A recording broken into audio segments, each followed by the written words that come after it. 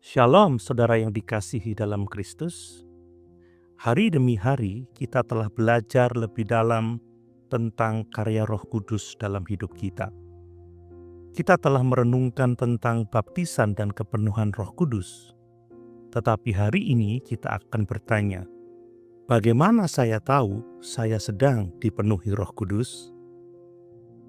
Apakah ukurannya hanya bahasa roh, penglihatan, atau semangat yang membara? Firman Tuhan menunjukkan kepada kita bahwa tanda paling jelas dari kehidupan yang dipenuhi roh adalah karakter ilahi dan ketaatan yang nyata. Mari kita renungkan Galatia 5 ayat 22-25 dan Efesus 5 ayat 18-21.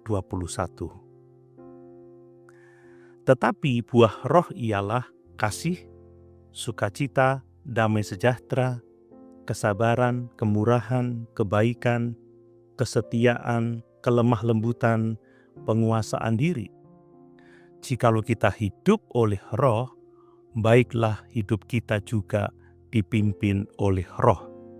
Galatia 5 ayat 22-25. Hendaklah kamu penuh dengan roh dan berkata-katalah seorang kepada yang lain dalam mazmur, kidung puji-pujian, dan nyanyian rohani. Ucaplah syukur senantiasa. Dan rendahkanlah dirimu seorang kepada yang lain di dalam takut akan Kristus. Efesus 5 ayat 18-21. Dari ayat-ayat ini, kita melihat bahwa kepenuhan Roh Kudus bukan hanya soal manifestasi rohani yang luar biasa, tetapi hidup yang berubah dari dalam. Mari kita renungkan 3 tandanya. Pertama, buah Roh Kudus terlihat dalam karakter kita.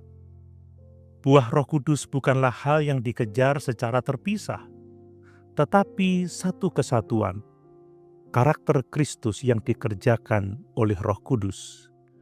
Kasih, sukacita, damai sejahtera bukan hasil usaha daging, tetapi hasil tinggal dalam Kristus dan dipenuhi rohnya. Jadi, ukuran pertama kehidupan penuh roh adalah apakah saya semakin mengasihi? Apakah saya semakin sabar?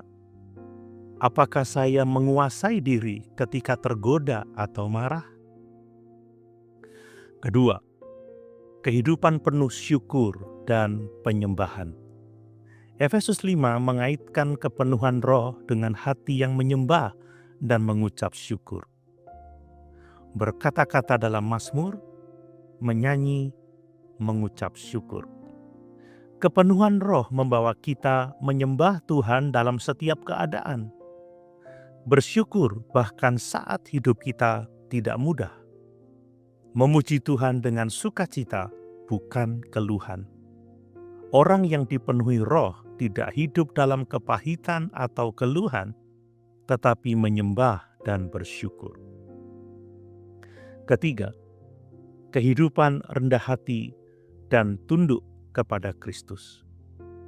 Tanda lain yang tidak boleh dilupakan adalah kerendahan hati dan penundukan diri. Rendahkanlah dirimu seorang kepada yang lain di dalam takut akan Kristus.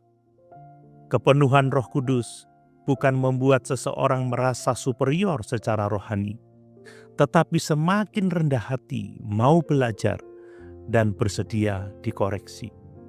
Ia tunduk pada firman dan bersedia melayani, bukan ingin dilayani. Saudara, mari kita periksa hidup kita hari ini. Apakah kita hanya mengejar pengalaman rohani, tetapi mengabaikan karakter Kristus?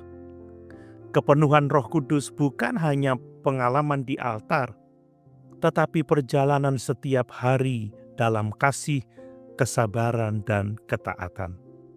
Mintalah Roh Kudus memenuhi saudara setiap hari, agar hidup kita tidak hanya berkobar sesaat, tetapi bersinar terus dalam kesaksian yang nyata. Mari kita berdoa.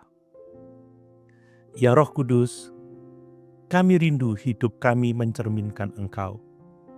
Tumbuhkanlah dalam kami buah-buah roh, ubahlah karakter kami, buatlah kami semakin menyerupai Kristus. Penuhi hati kami dengan kasih, sukacita, dan damai-Mu. Ajarlah kami untuk hidup dalam kerendahan hati, ucapan syukur, dan kasih yang nyata. Dalam nama Tuhan Yesus, kami berdoa. Amin.